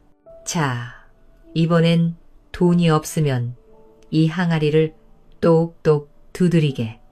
제발, 이번에는 하루에 한 번씩만 두드려야 하네. 알겠네? 이번에는 자네가 시키는 대로 하겠네. 응? 주막으로 돌아온 친구는 다시 그림을 펴놓고 항아리를 똑똑 두드렸습니다. 이번에는 항아리 주둥이에서 동그라미가 툭 튀어나왔어요. 가난한 친구는 또다시 주막에서 놀고 먹으며 시간을 보냈습니다. 에라, 모르겠다. 항아리는 다리가 없으니까 부러지지 않겠지. 욕심이 생긴 가난한 친구는 항아리를 여러 번 똑똑 쳤어요. 딸깍딸깍 항아리에서 경쾌한 소리를 내며 돈이 튀어나왔습니다. 가난한 친구가 신이 나서 항아리를 20번쯤 쳤을 때였어요. 쨍그랑 항아리가 산산조각 나고 말았습니다. 항아리가 깨지는 순간 쌓여있던 돈이 모두 사라졌습니다. 가난한 친구는 또 부자 친구를 찾아갔어요. 이보게, 자네 볼 낯이 없네. 내가 또 항아리를 깨뜨렸다네. 어쩌면 좋은가? 가난한 친구는 고개를 들지 못했어요. 그래, 네, 그럴 줄 알았네. 부자 친구는 또 다른 그림을 건네주었습니다. 커다란 괴짝이 그려진 그림이었어요. 이번이 마지막이네. 만약 또 실수를 했다가는 자네하고 나하고 죽을 수도 있으니 말이네. 알겠나? 알겠네. 이번에도 자네 말을 안 듣는다면 친구가 아니네. 약속을 한 가난한 친구는 주막으로 달려갔습니다. 방바닥에 놓인 괴짝 그림을 펴놓고 손을 넣어 보았어요. 그 안에는 돈이 든 꾸러미가 들어있었어요. 이 괴짝에는 도대체 돈이 얼마나 들어있는 걸까? 가난한 친구는 또 욕심이 생겼어요. 괴짝은 황새처럼 부러지지도 않고 항아리처럼 깨지지도 않으니 얼마든지 돈을 꺼내도 되겠지. 이렇게 생각한 친구는 손을 괴짝 안에 넣어 돈을 꺼내기 시작했어요. 가난한 친구가 손을 넣을 때마다 돈꾸러미가 쌓였습니다. 한편 나라의 커다란 창고에서는 이상한 일이 벌어졌어요. 하루에 한 꾸러미씩 없어지던 돈이 얼마 전부터는 하루에도 몇 꾸러미씩 없어지는 것이었습니다. 처음에는 워낙 많은 동그라미가 있어서 티가 나지 않았어요. 요즘은 한꺼번에 많은 돈이 사라지고 있다. 이건 분명히 도둑놈의 짓이 틀림없어. 창고지기는 돈꾸러미의 끈을 묶어두었습니다. 그리고 밤낮으로 창고를 지키기 시작했어요. 그날도 동그라미가 창고 안에서 지붕 굴뚝을 뚫고 썰렁썰렁 밖으로 날아가고 있었어요. 창고지기는 군졸들과 함께 돈의 끈을 붙잡고 뒤따라가 보았습니다. 동그라미는 어느 주막 안으로 쑥 들어갔어요. 창고지기는 살며시 방 안을 들여다보았습니다. 어떤 사람이 괴짝이 그려진 그림에 손을 넣고 돈꾸러미를 꺼내고 있었어요. 신이 난 사람은 돈을 산더미처럼 쌓아놓고도 자꾸자꾸 돈을 꺼내고 있었어요. 네 이놈, 나라, 또 훔치는 도둑이 여기 있었구나. 군졸들은 가난한 친구를 데리고 대궐로 갔습니다. 네, 이놈. 어디서 그런 재주를 배웠느냐. 바른 대로 말하지 못할까? 가난한 친구는 무슨 말부터 해야 할지 몰라 머뭇거리고 있었어요. 당장 사실대로 말하지 않으면 권장을 치겠다. 권장을 치겠다는 말이 무서웠던 친구는 모든 것을 사실대로 얘기했습니다. 잠시 후 부자 친구도 잡혀왔어요. 너희들은 나라 또는 훔친 도둑이다. 절대 살려둘 수 없다. 임금님은 두 친구에게 사형 선고를 내렸습니다. 여보게, 내가 뭐라고 했나? 하루에 한 번씩만 꺼내라고 하지 않았나? 내가 잘못했네. 다시는 안 그럼, 다시는 안 그러고. 뭐고, 이제는 죽게 되었으니 어찌하단 말인가. 드디어 사형이 집행되는 날이었어요. 전하, 마지막으로 죽기 전에 그림을 한번 그리게 해주십시오. 좋다. 곧 죽게 될 사람의 소원이라는데 들어주마. 신하들은 종이와 붓, 먹을 가져왔습니다. 부자 친구는 종이를 땅바닥에 펴놓고 말 한마디와 채찍을 그렸어요. 그림을 다 그린 친구는 갑자기 붓을 집어던졌습니다.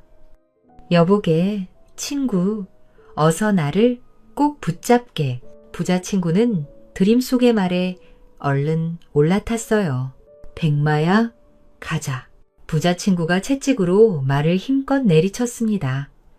말은 순식간에 펄펄 날아서 힝 하고 공중으로 떠올랐어요. 그 후로 두 친구가 어디로 갔는지는 아무도 모른다고 합니다. 상주를 도운 정시라는 사람이 있었어요. 이 사람은 어느 부잣집에서 죽도록 일해주고 노난되기를 얻었습니다. 그런데 눈 한두 개로는 먹고 살기가 힘들었지요. 아직이 작은 땅에다 벼를 심어봤죠. 사람들 빡 걷기도 힘들 텐데 정 쉬는 날이면 날마다 눈을 바라보며 한숨을 쉬었어요. 이것을 안타깝게 생각한 마을 사람들은 입을 모아 말했지요. 장사를 해보라고. 요새의 무명장사가 돈을 그렇게 많이 번다더구먼. 맞아. 그것도 아니면 생선 장사를 하던지. 사람들은 너도 나도 정씨의 일에 간섭했습니다. 아침에 정씨는 마음을 크게 먹고 눈을 팔기로 했지요. 이 정도면 빗속에 쳐주는 거야. 눈을 산 사람은 생색내면서 돈을 주었습니다. 정씨는 돈을 받아들고 무명을 사러 갔어요. 좀 더 싸고 좋은 무명을 얻기 위해서 전국 방방곡곡을 돌아다니게 되었습니다. 그러던 어느 날이 저물어 정씨는 가까운 주막에서 하루 묵기로 했어요. 주막관으로 들어가는데 웬 사람들이 우르르 몰려 있었어요. 무슨 일이요? 정씨는 사람들 틈을 파고들어 이유를 물었어요. 저 아이가 부친상을 당했는데 돈이 없어서 오도가도 못한다는군요. 저 방 안에 저 아이의 죽은 부친이 있다는데. 사람들은 저희들끼리 수근거리며 어린 상주를 바라보았습니다. 정씨는 사람들 틈을 뚫고 나가 어린 상주의 얼굴을 바라보았지요. 열되어서 쓰러진 듯 보이는 어린 상주가 주위에 오들오들 떨고 있었습니다. 정씨는 어린 상주가 불쌍해 보였지만 자기 일이 아니라 그냥 지나쳤어요. 주모, 방 하나 주시오. 정씨는 주모가 내준 방 안에 들어누웠어요. 주모가 가져다 준 따끈한 국밥을 한 그릇 먹고 나니 정씨는 밖에서 떨고 있는 상주가 생각났습니다. 어린 나이에 안 됐다. 정씨는 상주를 불러 밥이나 한 끼 먹이고 싶었어요. 그래서 주모를 불러 뜨끈한 국밥과 함께 상주를 불러달라고 했습니다. 어린 상주가 방문을 열자 주모도 상을 들고 따라 들어왔어요. 무슨 일이십니까? 어린 상주는 시퍼레진 입술을 꼭 다물었습니다. 저 앉아서 이 국밥 한 그릇 드시게. 정씨는 상주 앞으로 상을 밀어주었어요. 순간 상주는 눈물이 귀속거렸습니다. 호이는 감사하지만 아버지께서 저렇게 누워 계신데 제가 상주는 차마 말을 잇지 못하고 눈물을 터뜨렸어요. 정씨는 당황하여 어쩔 줄 몰랐습니다. 그래, 산 사람은 살고 죽은 사람은 얼른 황천길로 가야지. 정씨는 마음을 굳게 먹고 주머니 속에 든 돈을 만져보았습니다. 주목, 한양까지 갈 여비가 어떻게 되오? 상여랑 상류군까지 함께 보내자며 말이오. 정씨의 말에 주모는 눈을 크게 떴습니다. 왜요? 택이 보내주실라우? 글쎄, 얼마나 하니까? 주머니는 잠깐 생각을 하고선 말했는데 그것은 정씨가 가지고 있는 돈의 액수와 같았어요. 정씨는 가슴이 쿵쿵 뛰었습니다. 몇 년 동안이나 고생하여 힘들게 마련한 돈인데 이렇게 다 쓸 생각을 하니 가슴이 아팠어요. 하지만 어린 상주가 너무 안 돼 보여 모른 척 할 수가 없었습니다. 여보게, 상주자네, 이 국밥을 다 먹는다면 내가 여비를 구워주지. 정씨는 어린 상주의 자존심을 상하게 하지 않으려고 최선을 다했어요. 어린 상주는 돈을 구워주겠다는 말에 귀가 솔깃했지요. 그래서 허겁지겁 국밥을 먹어치웠습니다. 명심하게, 이것은 내가 구워주는 것이야. 나는 저 전라도 항마을에 사는 정씨라고 하니. 정씨는 종이에 집 주소를 적어둔 다음 상주에게 돈을 건넸습니다. 돈을 받아든 어린 상주는 정씨에게 절을 하고 또 절을 하며 눈물이 흘렸지요. 다음 날 날이 밝자마자 상주는 사람을 사서 상제를 태워 한양으로 향했습니다. 정씨는 상제가 멀어질 때까지 손을 흔들며 자신이 참 잘했다는 생각을 했습니다. 몇 년 후 고향으로 돌아온 정씨는 가진 재산이 없어 남의 집 품팔이를 다시 시작했어요. 논에서 허리가 휘어져라 피를 뽑고 있는데 누군가 정씨를 불렀습니다. 유버종식, 누가 자네를 찾는구먼. 정씨는 하던 일을 멈추고 논두렁으로 나갔어요. 가마에 어떤 젊은이가 타고 있었는데 첫 보아하니 양반집 사람이었습니다. 멋진 가마꾼이 6이나 있고 말도 있었습니다. 뉘신들 조를 찾습니까? 정씨는 조심스레 물었습니다. 나는 단양에 새로 부임한 군수요. 가마에 탄 젊은 군수가 입을 열었어요. 정씨는 허리를 숙여 인사했습니다. 당신이 혹시 전라도 항마을에 사는 정씨가 맞소? 정씨는 젊은 군수가 자기를 알고 찾는 것 같아서 발뺌을 하지 못했습니다. 그렇습니다. 제가 항마을 사는 정씨가 맞습니다만. 정신이 머리를 조아리자 젊은 군수는 가마에서 내렸습니다. 그러더니 군수가 땅바닥에 대고 절을 하는 것이었습니다. 깜짝 놀란 정씨가 말했습니다. 아니, 왜 이러십니까? 어르신, 저를 몰라보시겠습니까? 젊은 군수는 눈물을 글썽이며 정신을 바라보았어요. 정신은 가만히 군수의 얼굴을 뜯어보았습니다. 그때 어르신이 도움이 없었더라면 저는 불효자가 되었을 것입니다. 군수의 말에 정신은 그제서야 알아보고 손뼉을 치며 말했습니다. 그렇구나. 그때에 그 어린 상주가 이렇게 자라 군수가 되었군요. 정신은 자기 일처럼 몹시 기뻐했어요. 어르신, 이제야 찾아뵙는 것을 용서하십시오. 젊은 군수는 가마솥에 넣어둔 돈 주머니를 꺼내 들었습니다. 그 전에 빌렸던 돈입니다. 군수는 정씨에게 돈 주머니를 건네주었어요. 정씨는 손을 저며 받기를 사양했습니다.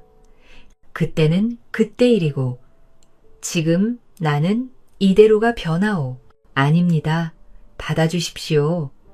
제가 군수로 일하게 되면서부터 어르신께 드리려고 모아둔 돈입니다. 이 돈으로 논도 사고 밥도 사서 편안하게 사십시오. 에? 젊은 군수는 한사코 마다하는 정씨에게 돈 주머니를 쥐어주었습니다. 정씨는 군수의 성의를 생각하여 돈을 받았지요.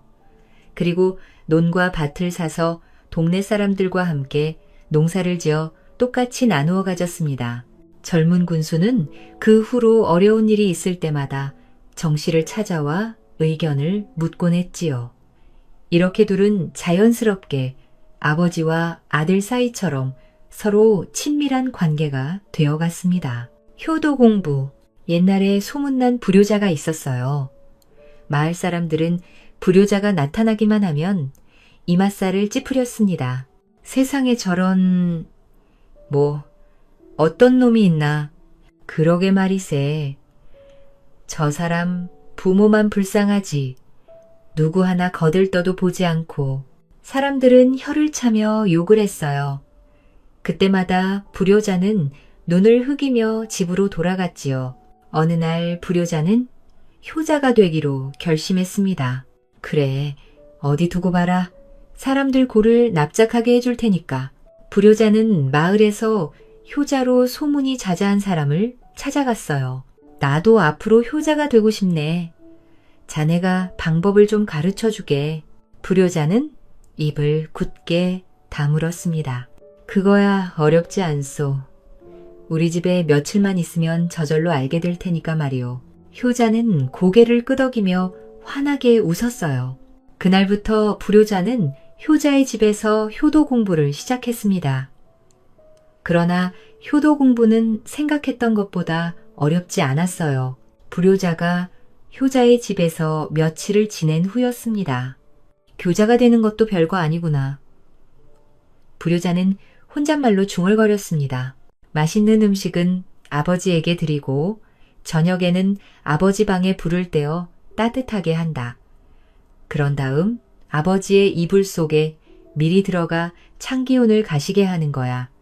아침에는 아버지가 나오시기 전에 집신을 신어서 찬기운을 녹이고 어디에 나가거나 들어올 때는 아버지께 말씀드리고 교도하는 법도 별거 아니네. 불효자는 그동안 효자의 집에서 배운 것을 되새겨 보았습니다. 효자가 되기도 이렇게 쉬운 걸 나도 이제부터 효자가 될 수 있겠다. 자신감에 넘친 불효자는 들뜬 마음으로 집에 돌아왔어요. 아버지, 이번에 효자 집에 가서 효도를 공부하고 왔습니다. 네가 효도를 배워? 지나가던 소가 웃겠구나. 아버지는 콧방귀를 뀌며 믿지 않았어요. 아버지, 정말이라니까요. 어디 가서 술이나 먹고 놀다 온 놈이 핑계가 좋구나. 당장 나가거라. 아버지는 고래고래 고함을 질렀어요. 아버지가 믿지 않으실 만도 하지요. 불효자는 그동안 한 일을 생각하며 후회했습니다. 해가 지자 불효자는 아버지가 춥지 않도록 아버지의 방에 불을 많이 뗐어요. 아, 뜨거. 이놈아. 날 태워 죽이려고 그러느냐? 엉덩이가 뻘겋게 되지 않았느냐? 아버지는 방바닥을 펄쩍펄쩍 뛰어다니며 야단쳤어요. 그래, 아버지가 화를 내는 것도 당연해. 불효자는 고개를 끄덕이며 말했습니다. 그러더니 효자에게 배운 대로 다시 실천했어요. 먼저 불효자는 아버지의 이부자리에 찬기운을 없애기 위해 방으로 들어갔습니다. 그런 다음 이불 속으로 들어가 벌러덩 누워버렸어요. 아니, 이놈이 이제는 애비 방에 들어와서 자려고 하느냐? 아버지는 불효자를 발로 차서 내쫓았어요. 그래, 아버지가 그럴 만도 하지. 불효자는 이번에도 아버지를 이해할 수 있었습니다. 이튿날 아침, 불효자는 찬기운을 없애기 위해 아버지의 집신을 신고 다녔어요. 그때 아버지가 밖에 나가려고 나와 집신을 찾았습니다. 아이고, 못 살겠네. 오늘은 아침부터 내 집신까지 신고 다니는구나. 아버지는 아들에게 집신을 빼앗으며 버럭 화를 냈습니다. 아버지가 그럴 만도 하시지. 불효자는 또 아버지가 화내시는 게 당연하다고 생각했어요. 아버지가 나가시자 불효자는 시장에 가서 생선을 사왔습니다. 아버지가 평상시에 좋아하시던 생선구이를 해서 밥상에 놓아드렸어요. 이놈아, 이제는 상한 고기를 먹이느냐. 이걸 먹고 얼른 죽으란 말이지. 뭐라고요? 참다 못한 불효자는 자리에서 벌떡 일어났어요. 참 속상해 죽겠네. 그동안 불효했다고 오늘 효도한 것을 믿어주지 않으니. 효도는 무슨 효도? 에잇! 효도 안 해. 불효자는 화가 나서 밖으로 나가버렸어요. 그때 마침 지나가던 효자가 그 광경을 보고 불효자의 아버지를 찾아갔습니다. 어르신, 아드님은 얼마 전에 저에게 와서 효도 공부를 하고 갔습니다. 효자는 아버지께 모든 것을 말해주었습니다. 아버지는 그제야 아들의 마음을 알게 되었답니다. 여기서 이야기되는 여러 옛날 이야기는 단순한 재미를 넘어 인간에게 중요한 삶의 교훈과 도덕적 가치를 전해줍니다. 녹두 할아버지에서는 탐욕이 결국 자신과 주변에 해를 끼친다는 점을 보여주며 욕심을 경계하도록 가르쳐줍니다. 형제를 모른 채 서로 돕는 이야기나 친구를 위해 그림을 그려주는 이야기는 이타심과 사랑, 그리고 인간관계의 소중함을 일깨워줍니다. 또한 가난한 어머니가 공동체를 위해 희생하는 모습이나 두건을 쓴 상주 고양이에서 은혜를 갚는 모습은 진정한 선행과 의리의 가치를 강조합니다. 이 모든 이야기는 때로는 웃음과 놀라움을, 때로는 슬픔과 경각심을 통해 독자로 하여금 인간다움과 도덕적 판단, 그리고 지혜로운 삶의 중요성을 깨닫게 합니다. 결국 우리에게 필요한 것은 탐욕을 버리고 타인을 배려하며 올바른 판단과 행동을 실천하는 삶이라는 것을 조용히 속삭여주는 이야기들입니다.